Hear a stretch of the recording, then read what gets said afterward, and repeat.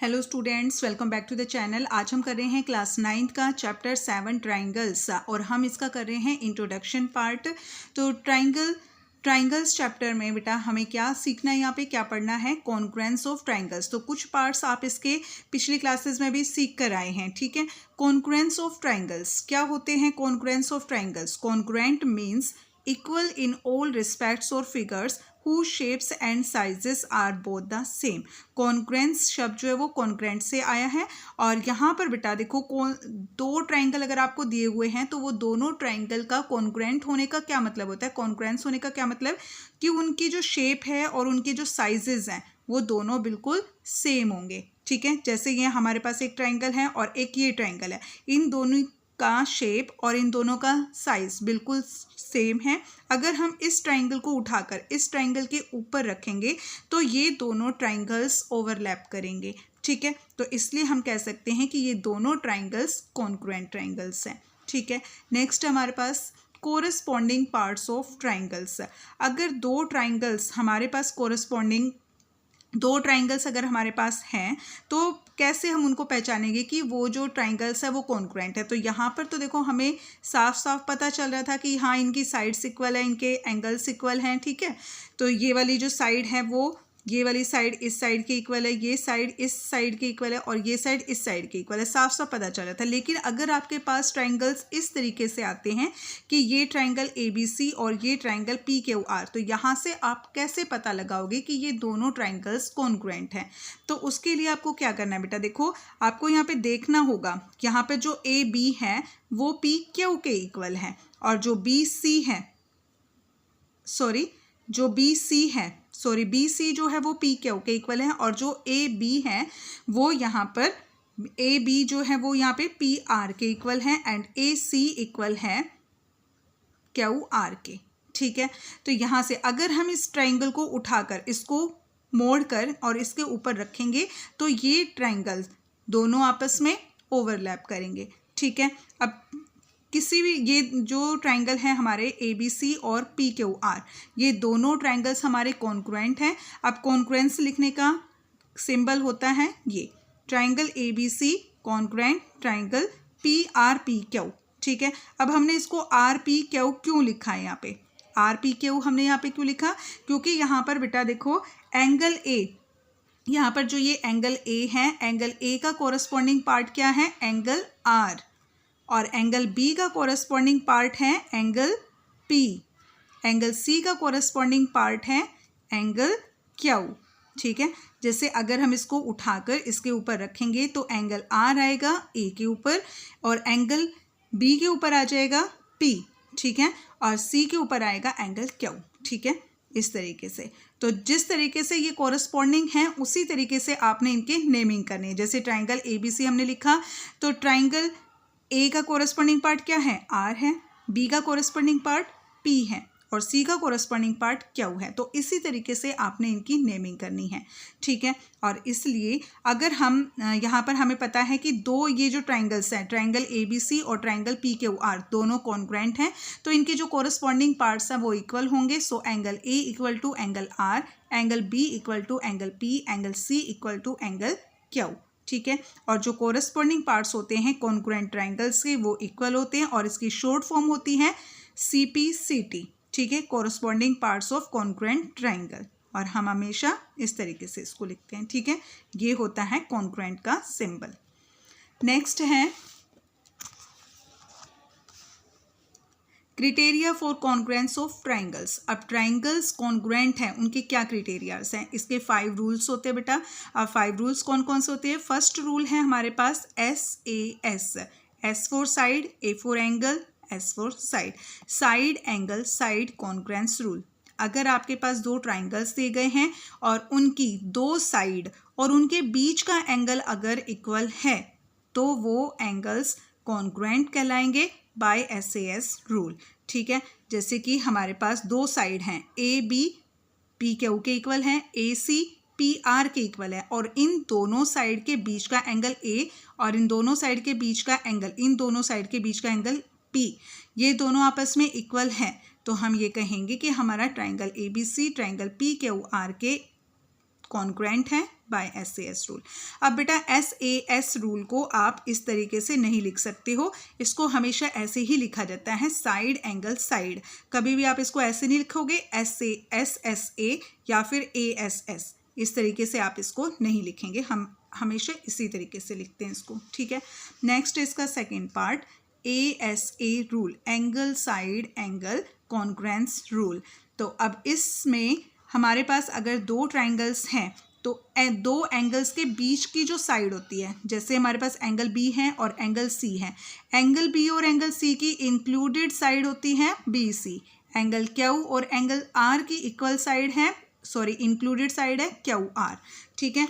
अगर किसी दो ट्राइंगल्स में एंगल B इक्वल है एंगल Q के, एंगल C इक्वल है एंगल R के, और इन दोनों के बीच की साइड BC और इन दोनों एंगल्स के बीच की side QR, BC equal to QR है, तो हम कहेंगे कि हमारा एंगल ABC, ट्राइंगल ABC और ट्राइंगल PQR कॉन्ग्रुएंट है।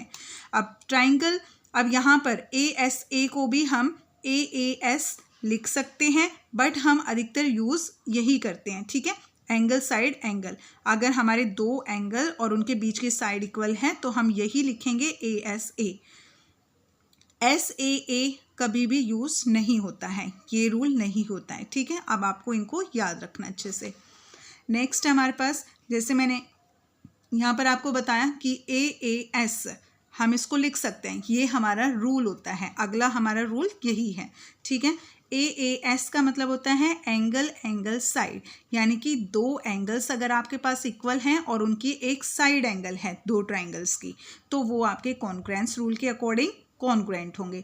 ट्राइंगल ABC और ट्राइंगल PQR में दो एंगल A इक्वल है एंगल P के, एंगल B इक्वल है एंगल Q के, और इनकी कोई भी एक साइड जैसे AC इक्वल है PR के, तो हम कह सकते हैं कि ये दोनों ट्राइंगल्स कॉन्ग्रुएंट हैं बाय AAS रूल, ठीक है।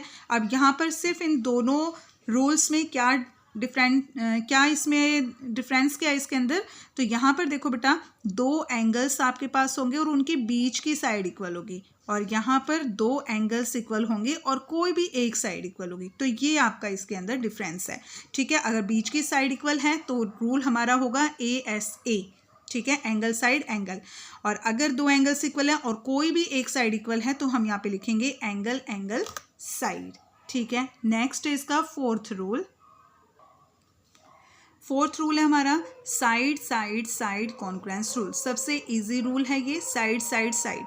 अगर आपके पास दो ट्राइंगल्स हैं, अगर आपके पास दो ट्राइंगल्स, अब दो ट्राइंगल्स हैं आपके पास और उनकी तीनों साइड्स आपस में इक्वल है, जैसे AB की कोरस्पॉन्डिंग PQ AB के इक्वल है, AC की कोरस्पॉन्डिंग PR उसके इक्वल है, BC QR के इक्वल है, तो ट्राइंगल ABC और ट्राइंगल PQR इक्वल होंगे बाय SSS रूल।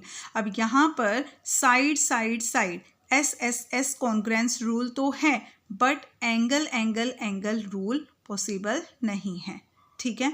तो ये ध्यान रखना आप, साइड साइड साइड से अब ये मत करना कि जैसे अगर दो ट्राइंगल दे रखे और उनकी तीनों एंगल्स अगर इक्वल हैं तो आप ये कहो कि ये हमारा कॉन्ग्रुएंट है, तो वो नहीं होगा बेटा, क्योंकि ये रूल नहीं होता है, ठीक है। अगर किसी दो ट्राइंगल के तीनों एंगल्स इक्वल हैं तो उसके सिर्फ एंगल्स के बेस पर हम नहीं कहेंगे कि ये दोनों ट्राइंगल्स हमारे कॉन्ग्रुएंट हैं, ठीक है, क्योंकि ये रूल नहीं होता। नेक्स्ट है हमारा fifth, RHS congruence rule. R right angle, H4 hypotenuse and S4 side. दो ट्राइंगल्स आपके पास दिए गए हैं, right angle triangle. Right angle triangle होता है 90 डिग्री का, जैसे एंगल B है 90 डिग्री एंगल, एंगल Q है 90 degree angle. So angle B और एंगल Q हमारे इक्वल हो जाएंगे, और राइट एंगल के सामने वाली जो साइड होती है, राइट एंगल के सामने वाली जो साइड होती है लॉन्ग साइड, वो होती है हाइपोटेन्यूज, और यहाँ पर भी ये हाइपोटेन्यूज। तो AC इक्वल है PR के, और इनकी कोई भी एक साइड, देखो राइट एंगल और हाइपोटेन्यूज अगर इक्वल है तो यहाँ पर हमने लिया है कि BC QR के इक्वल है। अगर इसकी AB PQ के इक्वल होगी तो भी हम ये कहेंगे कि ट्राइंगल ABC और ट्राइंगल PQR कॉन्ग्रुएंट हैं बाय RHS रूल, ठीक है। तो ये था हमारा RHS कॉन्ग्रुएंस रूल। अब जो भी हमने रूल्स किए हैं एक बार हम उसको दोबारा से रिवाइज कर लेंगे। तो देखो, सबसे पहले सबसे जो इजी वाला रूल है क्या है, SSS रूल, यानी कि तीनों साइड्स अगर हमारी इक्वल हैं तो दोनों ट्राइंगल्स हमारे कॉन्ग्रुएंट होंगे, इसमें हमारा angle angle angle rule use नहीं होगा। नेक्स्ट है RHS रूल। अगर दो ट्राइंगल्स में दो राइट एंगल्स दिए गए हैं और हाइपोटेन्यूज, उनके राइट एंगल तो इक्वल होंगे ही होंगे, अगर उनकी हाइपोटेन्यूज इक्वल है, राइट एंगल और हाइपोटेन्यूज इक्वल है और कोई भी एक साइड इक्वल है तो वो RHS रूल के अकॉर्डिंग कॉन्ग्रुएंट होंगे। नेक्स्ट है साइड एंगल साइड। दो साइड इक्वल हैं और उनके बीच का एंगल इक्वल है तो वो हमारे एंगल्स कॉन्ग्रुएंट होंगे। एंगल साइड एंगल, दो एंगल्स और उनके बीच की साइड इक्वल है तो भी वो कॉन्ग्रुएंट होंगे। और अगर एंगल एंगल साइड इक्वल है, एंगल एंगल साइड हैं तो वो भी हमारे कॉन्ग्रुएंट होंगे। तो यहाँ पर आपको क्या डिफरेंस है कि दो एंगल्स के बीच की साइड अगर इक्वल है तो वो ASA के रूल के अकॉर्डिंग होंगे कॉन्ग्रुएंट। अगर दो एंगल्स इक्वल हैं और कोई भी एक साइड इक्वल है तो वो AAS के अकॉर्डिंग कॉन्ग्रुएंट होंगे। इसमें हमारा ये रूल नहीं होता है कभी भी SAA, ठीक है, हमेशा ASA होगा या फिर AAS होगा, ठीक है। नेक्स्ट है हमारे पास टॉपिक टाइप्स ऑफ ट्राइंगल्स। अब ट्राइंगल्स कितने टाइप के होते हैं, देखो बेटा, अगर हम मेजरमेंट के अकॉर्डिंग देखें तो ट्राइंगल्स होते हैं जैसे हमारा राइट एंगल हो गया, राइट ट्राइंगल हो गया 90 डिग्री वाला, और 90 डिग्री से अगर कोई छोटा एंगल है, छोटा ट्राइंगल है तो उसको हम बोलेंगे एक्यूट। अगर 90 डिग्री से बड़ा है तो ऑब्ट्यूज, और या फिर होता हमारा स्ट्रेट एंगल 180 डिग्री का, ठीक है। लेकिन यहाँ पर अगर हम साइड्स की बात कर रहे हैं तो साइड्स के अकॉर्डिंग हमारे 3 टाइप्स के एंगल्स होते हैं, isosceles triangles, scalene triangle, equilateral triangle. Isosceles triangle होते हैं अगर किसी ट्राइंगल्स की दो साइड्स इक्वल होती हैं, 2 साइड्स इक्वल होती हैं तो हम उस ट्राइंगल को बोलेंगे आइसोसेलेस ट्राइंगल, ठीक है। दो ट्राइंगल्स की 2 साइड्स अगर इक्वल होती हैं, सॉरी एक ट्राइंगल की 2 साइड्स इक्वल होती हैं तो वो हमारा हो जाएगा आइसोसेलेस ट्राइंगल। अगर किसी ट्राइंगल की कोई भी साइड इक्वल नहीं है, कोई भी साइड आपस में इक्वल नहीं है, सभी अलग अलग साइड्स हैं, तो उसको बोलते हैं स्केलीन ट्राइंगल। इक्विलैटरल ट्राइंगल, अगर किसी ट्राइंगल की तीनों साइड्स इक्वल होती हैं तो वो ट्राइंगल होगा इक्विलैटरल ट्राइंगल, ठीक है। Isosceles triangle 2 sides equal, scalene triangle no sides equal, equilateral triangle all sides equal, ठीक है। तो ये था हमारा रूल टाइप्स ऑफ ट्राइंगल।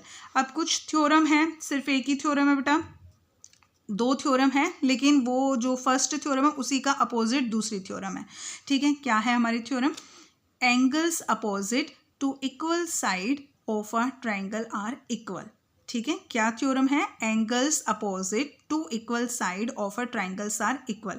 तो इसको थ्योरम से समझने से पहले आप एक बार ये समझो कि अगर आपके पास एक ट्राइंगल दिया गया है तो देखो बेटा, हमारे पास अगर आपको ये ट्राइंगल दिया गया है, ये ट्राइंगल दिया गया है, पहले ये देखना है कि एंगल के सामने वाली साइड कौन सी होती है और साइड के सामने वाला एंगल कौन सा होता है, पहले ये समझेंगे हम।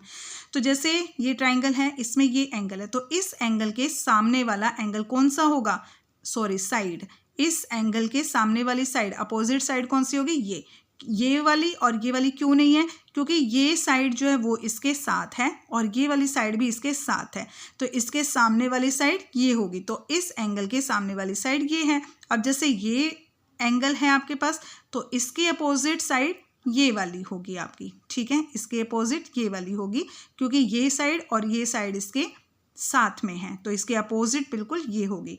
अगर इस ट्राइंगल की बात कर रहे हैं तो इस ट्राइंगल के अपोजिट ये वाली साइड होगी हमारी, ठीक है। तो ये तो था कि आपको कैसे पता चलेगा कि एंगल्स के कौन से अपोजिट साइड है। अगर साइड की बात कर रहे हैं, जैसे ये वाली साइड है तो इस साइड के अपोजिट एंगल ये, बिल्कुल सेम इसका अपोजिट बात कर रहे हैं बेटा, बिल्कुल ठीक है।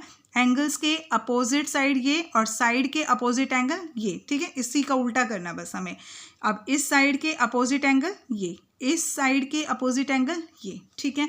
तो अब ये एक थ्योरम है हमारी। थ्योरम क्या है, थ्योरम ये है बेटा कि अगर एक ट्राइंगल में अगर आपको 2 साइड्स इक्वल दी जाती हैं, ए बी इक्वल हैं ए सी के, तो एंगल बी और एंगल सी इक्वल होंगे।